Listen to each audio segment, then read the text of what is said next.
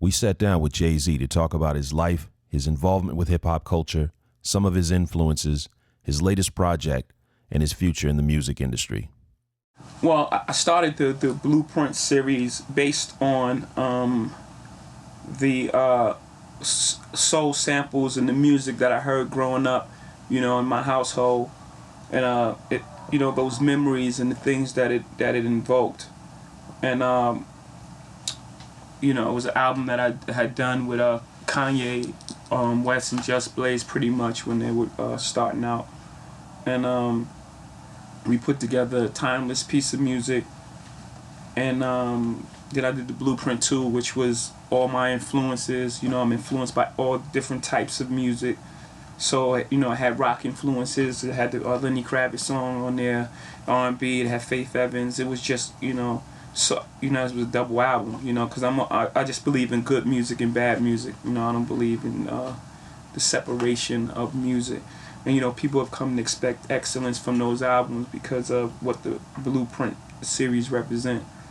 And for this one, I feel like my direction for it is to set the blueprint for the next generation of artists, because we are becoming this generation of artists. We're becoming the artists that we looked up to.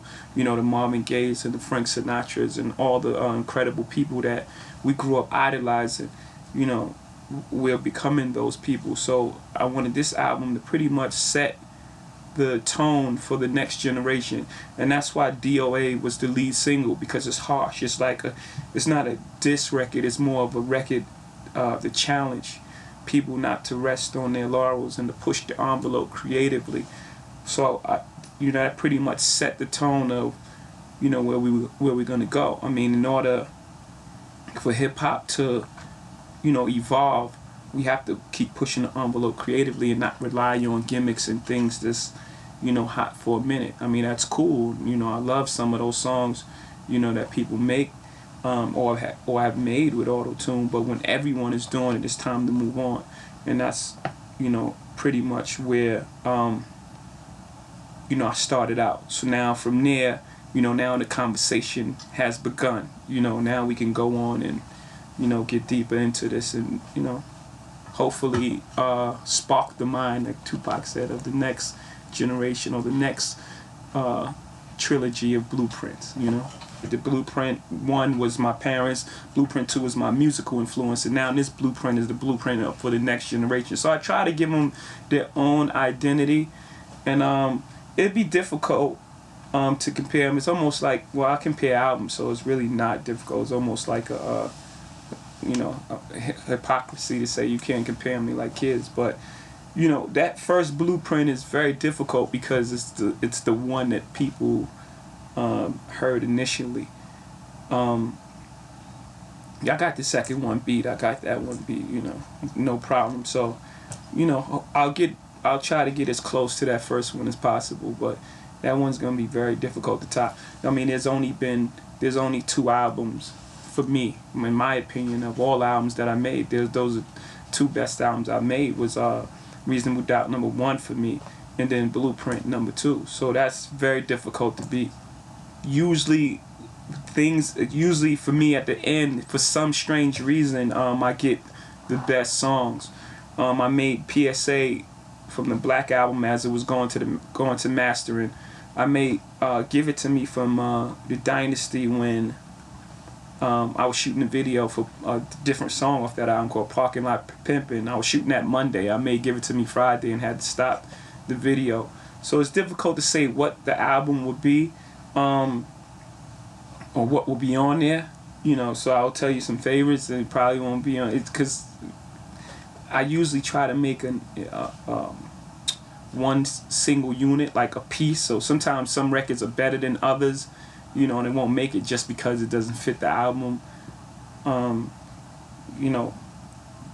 a very long-winded answer, but to get back to the original question, I guess my favorites would be, I hope they make the album. A song called Already Home is pretty strong, and Forever Young, and Venus Versus, just so many different songs. I have no idea how You know, I'm just still recording, so I don't know what makes the album at the end of the day. Yeah, I come from the school of making albums. I know right now, you know, with everything being digital and everything being so fast and everything, that, you know, everything is separate and people, you know, make their own compilations. I got 1,000 playlists in my iPod right now, so you know, I make my own albums as well. But I try to make albums, 'cause for me it's a capsule of time.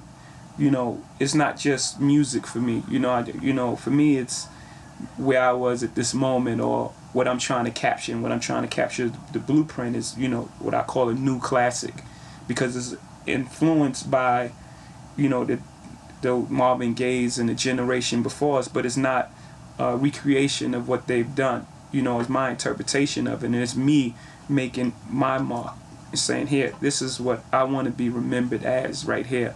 I think it's an uneasiness with the song DOA in the hip hop community, and that's you know, that's on. When I made the song, I said it's not politically correct. I knew it was offensive, but I knew it was a challenge as well. And in hip hop, you know, I don't look at myself outside of it. I'm a part of the collective, you know, and I can't say anything about hip hop if I don't love it. You know, so I criticize it because I love it. You know, I'm not just saying that to put down people. I say it to challenge them to be better. It's like having siblings, you know, and so it's a challenge for me. And I know some people are uneasy about the record, and that's good. You know, some people are upset, some people are happy. You know, but that's music. It should invoke conversation and emotion and arguments. You know, and that's when it's done right. So yeah, some people are offended, and some people, I mean, usually people that are offended are those who are comfortable in their position, because, you know, a person like Kanye West, he isn't offended because he can make different types of music. He uses auto-tune all the time. And actually, he was part of the creation of the song. So that's the irony of that. The guy who just made an entire album using auto-tune is part of it, you know, and that's just the artistic freedom that, you know, he wants for himself, that he loves out of other artists as well, and that's a strong person, and he knows he can make different type of things. Like, okay, is auto-tune over, or, you know, I'll move on to something else. If someone's using it as a gimmick or a crutch, then maybe they'll be upset, or maybe they'll be uncomfortable with it. There are guys home writing 100,000 hours who can't get in the game because someone with half the talent is, you know, using this gimmick as a crutch and taking up their airspace. I'd rather the guy I'd rather hear Lupe Fiasco, who I know is putting incredible time and craft into what he's writing, than to hear, you know, a song with you know, with just a catchy track with some auto-tune.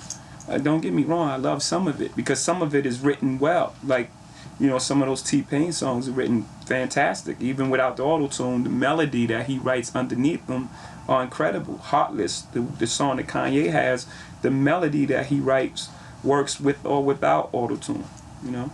Hip-hop is 30 years old, so it's fairly young. I think it's going through the same thing that Rock had went through when Rock had all the hair bands. You know, I mean, and Nirvana actually challenged that. You know, unfortunately he passed away, and he wasn't there to really, you know, solidify that grunge movement. But if someone had challenged that hairband movement when it was happening, you know, maybe rock music wouldn't have went through the transition it went through. I mean, it actually opened the doors for hip hop to come in. You know, and I believe hip hop, that could happen for us as well. We can open the door for some other sort of aggressive music to come in, something with emotion and feeling, and not so, you know, robotic and watered down. Well, we're talking about two of the most dynamic performers in hip hop, and Biggie and Pac. So, you know, their unexpected and departure left a huge void, and So that's gonna always be difficult to replace. I mean, they're irreplaceable, you know, no pun, but they're irreplaceable. No pun again. It's pun as well. They're just irreplaceable icons in the music, and had they lived, it would have been very interesting, you know, with everything that was going on. And I would have loved to see both of those guys fulfill their potential, and I believe it would have pushed everyone artistically. I know it would have pushed me to make even greater music, just to stay around and compete with those guys. Because I remember Biggie making Who Shot Ya?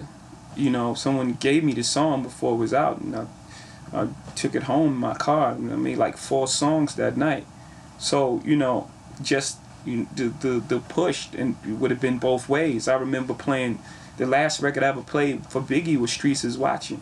And I remember he just saying, play it again, son. And I had to play it for him 20 times. I played it for him so many times, I gave it to him. This is a song that was a demo. It was the first record I made for Volume 1. And this was right before he passed away. And he played it so many times, I said, man, just keep it. You know, I just gave him the record. And when he first started making Life After Death, he gave me like 4 records. So we were just exchanging records and, you know, really just pushing each other creatively. And that was just a close relationship. But I'm talking about for hip-hop on the whole, that would have happened. Every time Pop would have released a record, that would have made Big want to make a better record, and vice versa, which would have, you know, went down to me and Nas, would have went down to, and it would have been very difficult for a lot of watered down material to get in the game. My definition of what it takes to be the greatest rapper is someone who can take real emotions, add the technicality of double and triple entendres and you know, clever phrasing, have incredible syncopation and different rhythms and different ways to move around the track, have consistency, have range. You know, you could talk about, you know, pretty much anything. That's pretty much it. And that's very difficult to have all those type of things. You know, some people are great technically, and then some people are great at conveying a real emotion. I mean, because if you technically, you know, you have the whole English language at your disposal. You know, not to say it's a little easier. You know, if you could say anything, you could just say that red speaker with my white sneakers, and you could just keep going. You know, but to have a stream of conscious thought based on a real situation, you know, now you're starting to narrow the page, right? If you got the whole dictionary, the page is this big, it could write anything, and you're starting to narrow into a topic that's real, and you have to stick to that topic. You can't just throw anything in it, and then you're writing double entendres, and then you have the syncopation and this, and you know, some new type of flow, and then you're doing it for, you know, 20 years, 15 years, or whatever, and it's like you have to consider that to be the qualifications of the greatest rapper. I think they're great rappers, and I think they're, you know, a lot of people have done amazing things, but if we're talking about the greatest, then we have to put everything into that equation, right? We're putting verses and intros and catalog, and you know, if we put in catalog, it's going to be very difficult for anybody to match the catalog that I've done. I believe it's all opinion, right? But you know, I have the stats to go with the opinion. Well, rap and music in general is always going to be number one, because that's the thing that opened up the door for all those things. You know, that there wouldn't be any NBA deals without the music, and there wouldn't be any clothing deals either, because I'm not a designer. You know, it's just really part of the culture, right? All the things that I'm involved with are really part of the things that I do. Like, I look at music and hip hop is part of life, everyday life. You know, you wake up in the morning, you put your music on, you take a shower, you turn on sports channel. You know, it's all part of it. You get dressed, and you know, it's all part of your expression. But I'm not a designer by trade, so there wouldn't be any clothing companies. You know, and just by virtue of the numbers of minorities owners, I know if you had to do something really special to be an owner, right? So, I mean, you have to be the greatest black basketball player ever.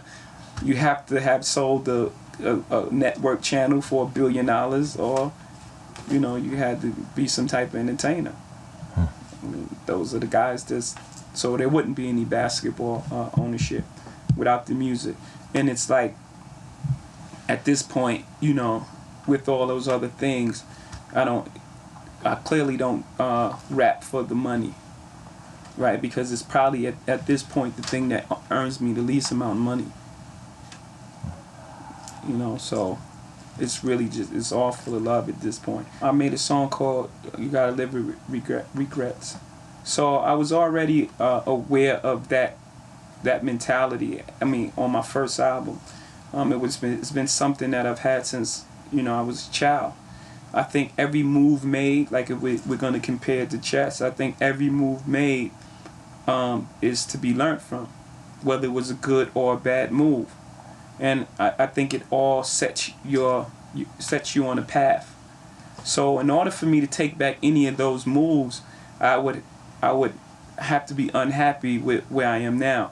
And where I am now is, I couldn't even imagine in my wildest dreams that I would be here. So for me to take any of those moves back would be affecting the natural course of where I am now. So, and I wouldn't want to be anywhere else. You know, I mean, of course there are things in life that you say I could have done differently, but knowing that and being aware of that, for me, it's helped me. So for every you know, play that I've, you know, every chess move that I've made, I was like, he's gonna do that. It's like, you know, it was followed up because I learned from that one. Okay, now I have to change my strategy because, you know, I moved that there, he's gonna move there. Now I have to move this over here. You know, so at the end of the game, I believe, you know, I trapped the queen in the corner, you know, to use a great analogy, and, you know, I have the king in my side.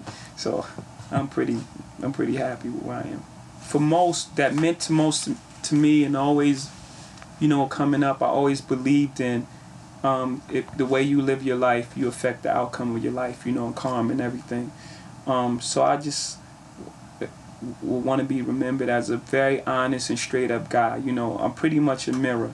You know, if someone's cool with me, I'm you know, you like energies attract, right? You give off energy, you get that energy back.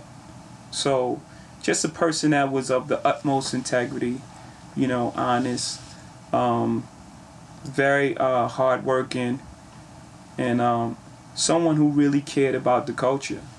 Because at the end of the day, I mean, that's what I push.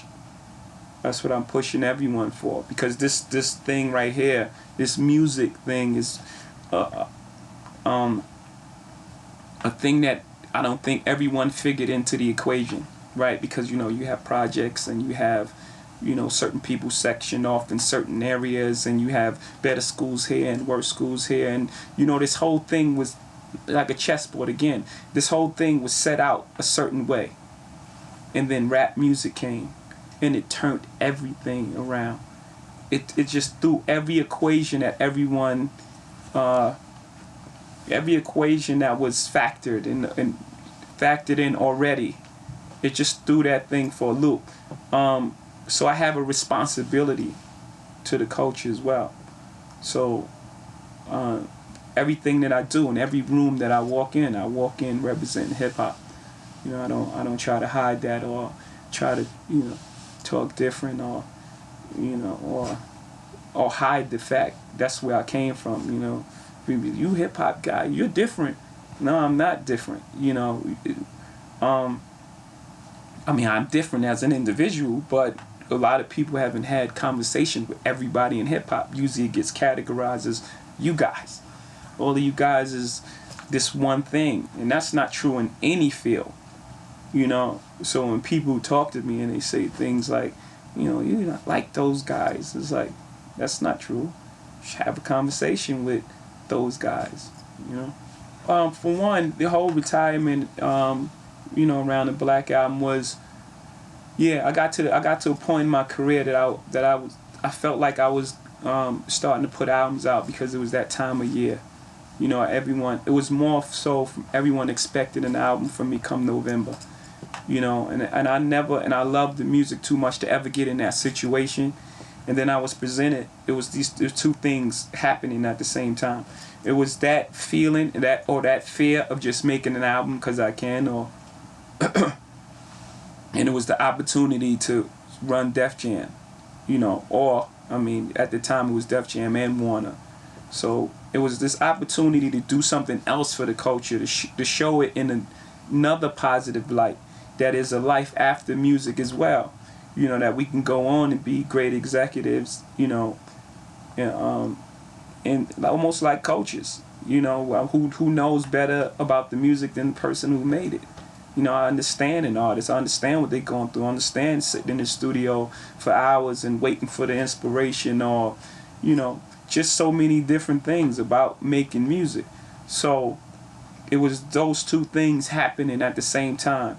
And I've always, it's funny that since Reasonable Doubt, I was always had one foot out the door. It was just the music just kept, you know, first it was the business of the music. After Reasonable Doubt, I thought I was gonna make one album, be done, but then we signed a contract with Def Jam, and it was like, you're the only guy who came out on this label. We're not buying a label with no artists. Like, so I had to sign that contract. So that delayed it for 7 years right there. And so it was, you know, I always had that in the back of my mind, and then I got to a point where I was like, man, this is I don't want to ever just do it to do it. And then it was this opportunity. So those two things combining led to the retirement.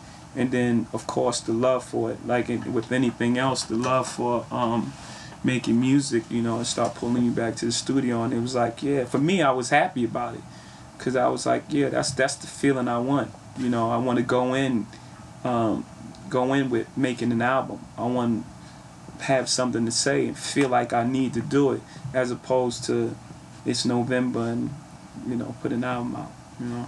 That admiration when people look at me and say, you know, like, the first black president, right? Because for me, like I said, when I walk in the room, I represent the culture. I love the culture, and you know, I love to honor it in that way. So when people look at me like that, you know, it just gives me more motivation to keep, you know, to continue to open doors for that next generation of artists. Like I said, this is the thing that saved my life, hip hop. You know, I don't know where I would be without it. There were no backup plans, you know.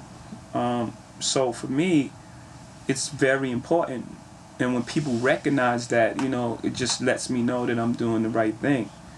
And, you know, I accept that. And once again, I'm not perfect, and I'm gonna do some dumb shit, like say shit on the thing and everything. But, you know, I accept that as well. Like, people should learn from my mistakes as well, not only my successes. You know, that's the beauty of living a life. I'm not a perfect guy. You can take whatever out of it that you choose that applies to you. Some things that I've done will not apply to you, and I made, by the grace of God and whatever angels that I had over my shoulders, I made it through. You may not make it through that same hole, but if you could take what I've done and then perfect on it, then, you know, that's great. As far as the people on Blueprint 3, it's once again, it's still a work in progress. It comes out September. So I still have about a month or so, well, a little over a month to put it together. But as of now, the foundation was made, and I don't think that'll change. The foundation was made by me and Kanye. Then me and Kanye, and then No ID, working with Kanye. And Tim came and added a whole another element to the album. You know, he brought something incredible and fresh to it. And Just has been calling me lately to try to figure out how we can get together and do something. So I don't know what happens, you know, because 2 or 3 records change an album drastically for me. You know, 2 records could remove 4. It's just like that with me and how I make records. There absolutely will not be another Big and Pac. There will never be another Bob Marley.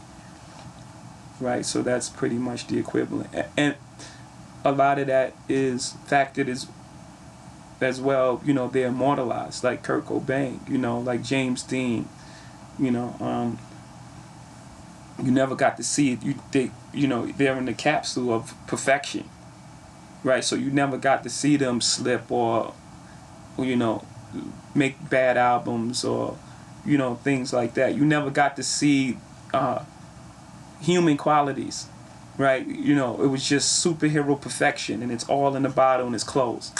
That's it, forever. There's no changing that. So that's a very difficult thing to do, to beat as an entertainer. I mean, the price you pay for that is too much. You know, no one wants that. I have plenty of favorite rappers. That's the difficult thing. I'm excluding Biggie and Pac because that's something on everyone's list, and I mean for reasons that everyone knows. I have Rakim, and I think Rakim was he had the biggest gap from artists recording next to him at the time.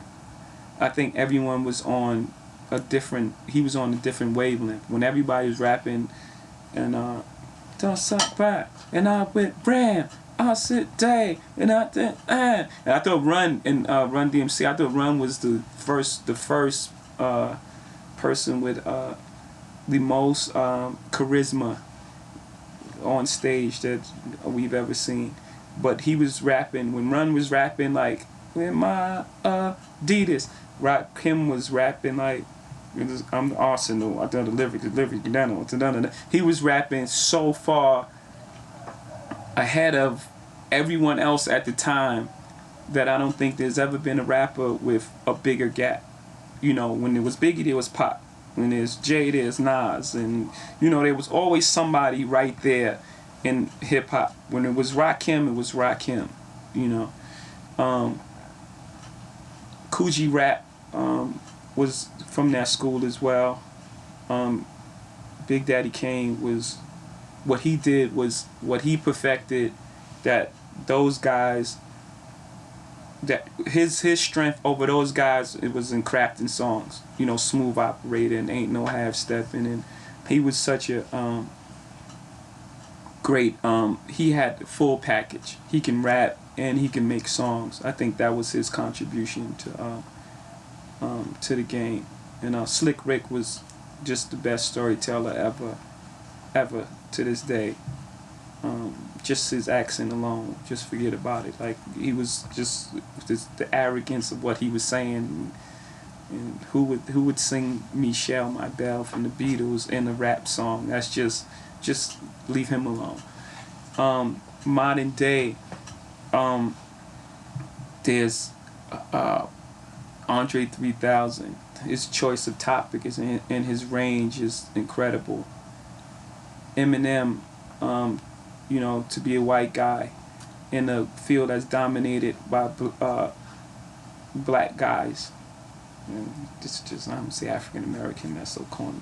It'll be a white guy, he's like the Tiger Woods of it. Like he's well deserved. It's not because he's white. It's because of the subject matter and what he writes and the patterns he creates. You know, they're incredible. Of course, there's Nas. I think Illmatic being one of the best albums, you know, ever created. The guy who's on top just moves away for the next person that comes along. That doesn't happen. And I mean, who's to say if any person, say it's not me, let's say Nas decides to go on a Caribbean island, who's to say that's your spot? Why is it your spot? Because it's vacant, right? You have to compete anyway. So at least put yourself in a position to be in that category. And we don't decide, the guys who are in power, we don't decide when it's our time. You know, I don't have a date. I'm not saying I move on September 2013 I moved. That's really decided by the people. The reason I'm still here, or the reason the Nas is still here, the reason the Eminem or 3000 is still here is because the people decided that they should be here. You know, that it doesn't work like that. I think as long as you're making relevant music and you're relevant to the culture and you have something to say, and then you know you just go for as long as you can. I mean, the Rolling Stones, they're still making great music. I mean, and touring all around the world. U2 is still the biggest rock band in the world. You know, Coldplay is just like, they're not saying, man, I wish, you know, that's like a I guess that's like a spoiled little kid at that point, you know, like, man, I wish you would stop making good music so I can get on the stage. No, Coldplay is making great music, and they're both existing at the same time. I don't see why the two can't exist at the same time. I mean, I see it happening. I see it everywhere. I believe, and I always look at music as the soundtrack, and that sounds a little cliche, the soundtrack to our lives. So that's my approach when I make music. My approach is to encapsulate that period of time. So I don't make music based on the club song or the song for the 15-year-olds and the song for the 30-year-olds or the song for the gangsters. You know, I make music based on emotion or truths, and each thing is, and of course, you know, I have the brevity to, you know, add other things on there, but it's all derived from a true emotion. Right? You look at Song Cry, like a song like Song Cry is 3 different relationships for me. It's 3 different times in my life when I just took it all and made it one person, or made it one song. But it derived from a true emotion. You know, that emotion of you know, taking advantage of a situation or just not being ready.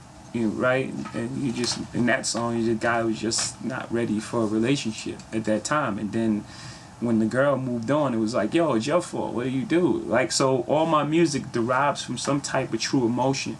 It comes from some type of truth. And then I put technical things around it and, you know, different things. So I think, or I believe, that hip-hop will always live because it's energy. You can't kill energy. But I think that we can continue to add incredible and creative things to, you know, the musical palette if we all think of it as that. You know, what is your voice, or what are we saying, or what's my contribution? You know, Slick Rick was great to storyteller. That was his contribution. Rakim was, you know, ahead of his time and earthly. You know, he was a god body, and it was like he was just so much knowledge that he was instilling. That was his contribution. You know, I think everyone should look at it, you know, like that. I mean, I still make albums. I make albums once again because I'm trying to mark periods of time, not trying to make #1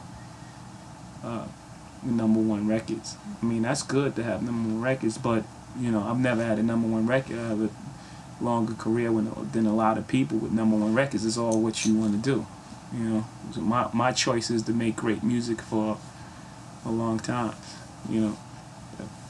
I may not sell 10 million records on one album, but I sold 30 on 10 of them. Whatever. I mean, whatever you want. Yeah.